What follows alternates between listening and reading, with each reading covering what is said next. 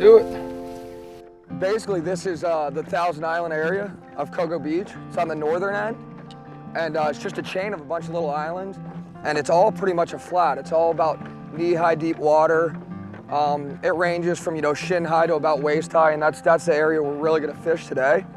And really what we're looking for is pretty big trout sitting in potholes, and mostly just slot redfish. I mean, it's not like the Mosquito Lagoon where you're gonna see a 30, 40 pound redfish. This is, we're really just targeting for, slot fish and sight fish them, really. I mean, you can come out here with a live finger mullet and free line it across a flat, and you can do really good. But what I like doing is getting on this paddleboard and just, sight fishing everything. 99% of the fish I'm gonna catch are sight casted too, and you see them eat the little jerk bait and have them drag you around a little bit. So it's a fun little area.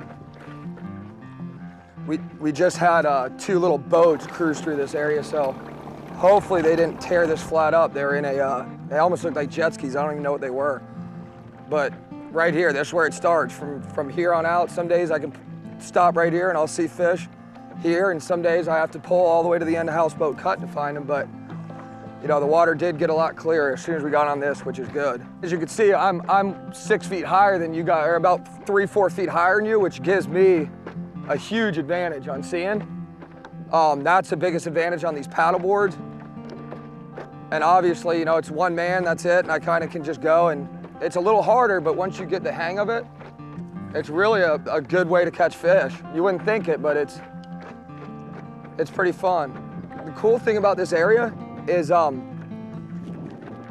one of these cuts stop. We'll go into some real skinny areas and it looks like it dead ends, and it's all connected. No matter what, it's gonna lead back to the main river, and there's no dead ends. I'm really targeting these mullet pods. For some reason, this area more than others, you'll see these slot redfish. There'll be one redfish with about 100 big mullet. I've caught a lot of fish out of the mullet pods, which a good buddy of mine, kid named Mark Earl that I fish with all the time, he taught me that trick. He knows this area real well. And now this is, I don't know if you guys, this is Houseboat Cut here. And when you get the right wind, you can kind of cruise along like this and slowly just use your paddle and kind of bump along. And you can drift right up on the fish, and sometimes I'll blow over them, sometimes I'll just go right over a fish. Mostly redfish, I'll go right over them half the time and I'll be right there. And they don't even know you're there. It's just such a quiet way of fishing. It works. It took me a little bit until I could get out here and really, sight fish off of it and do it. I had to learn the board and learn the sport of doing it, but once I did, we've caught, a ton of fish off these things. It's something young kids can do, older people can do. It's just a real quiet way of doing it, and this area, to me, is absolutely perfect for it. Because like I said, the wind, it's not a wide open flat. The wind's blowing 15 miles per hour today, and because of this area, you're not even gonna know it. Cool little blue crab. That's the first blue crab I've seen today.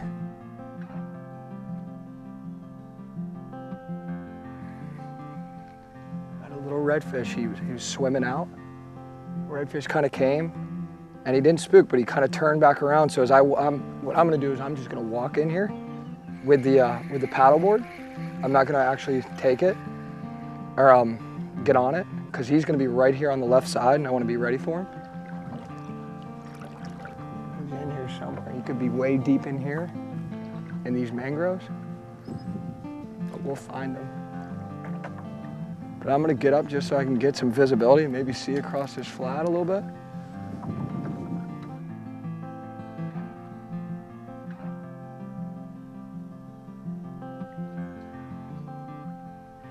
I can't believe we didn't find that fish. When the water's high, it's gonna open up different fishing areas that aren't fishable in the winter. Like, this water's still a little bit too low. If it gets up about another half a foot, it's gonna flood different areas, and then those fish are gonna go back in that area, because obviously that's where the bait's gonna be. Fishing, I'm gonna put a single fin in it, and I even have the side fins on it right now, just for that added stability. Because I want to be able to turn and see a fish and throw there, or turn, throw here, and I can do that and be able to walk back and forth.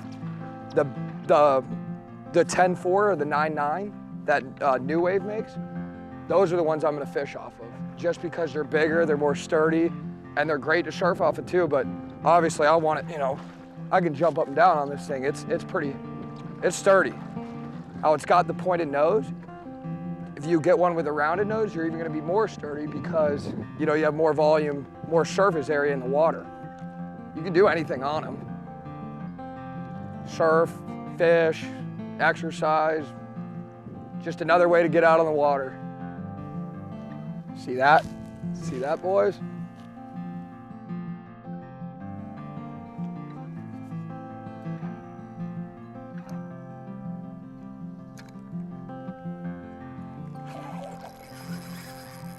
There he goes.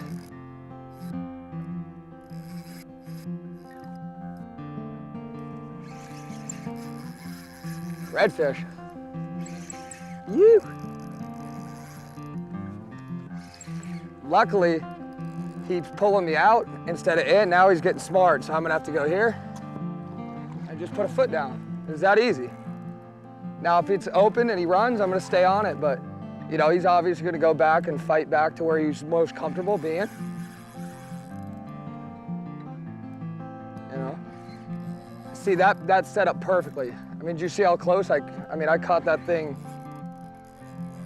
I don't know what, a foot off of the front of this paddleboard? He had no clue I was there.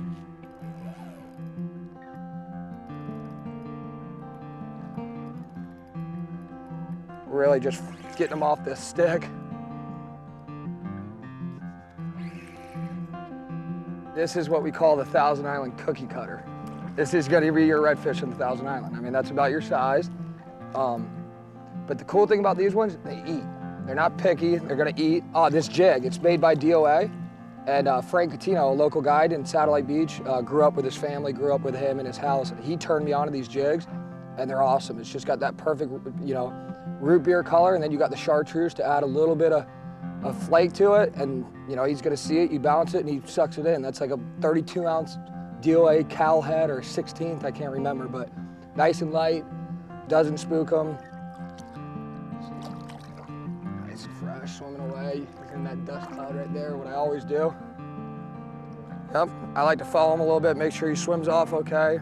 And he's gonna go right back, and he's gonna go back into that mangrove line and chill out for a little bit, and then look for more little finger mold to eat. Basically what happened was we saw it eating the mullet up there. We knew, we went over there, figured it's probably a little redfish or a snook. Go there, you see it, and he's looking, he's trying to chase all that bait. The bait came out. I kind of just let it and bounce it, you know, just bounce it real quiet, boom, boom, boom. And then he sees it and he gets a read on it, and I just let it sit and it sinks. As soon as he gets over it, it's in this grass, so he's kind of looking for it. You just lift the rod tip. Comes up there, and then all of a sudden he just kind of noses it, and you see the gills flare. You just see, sucks it in, just pull back on it. Don't even gotta jerk it hard. Then pull it back, give him a good little hook set, and hang on for a little ride. Little ride on the paddleboard, and then once he starts making his way to the mangroves, step off and, you know, just fish it out, fish it from the water.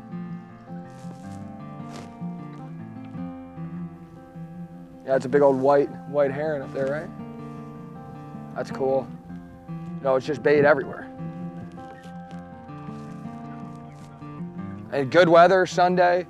We've seen 3 guys in one skiff, and we've seen some boaters, but you know, we can go fish all day and nobody, you know, it's just an area where it's more suited for kayaks, paddleboards, or real technical poling skiffs. I've caught them as far back as into here. Now imagine being on a paddleboard hooking a fish in this area. It becomes, it's absolute chaos. It's running or bouncing, you gotta step out, and I mean, we're in a swimming pool sized area right now. Little shortcut that'll save us about 30 minutes just by cutting through the island. If not, we'd have to go all the way out and around and fight the wind. But this is just a little tunnel. It cuts us through, it saves us 20, 30 minutes and gets you home in case there's a storm. You can just cut right through here. I encourage everybody to get out here and try this, whether it be from a kayak, a paddleboard, in a canoe.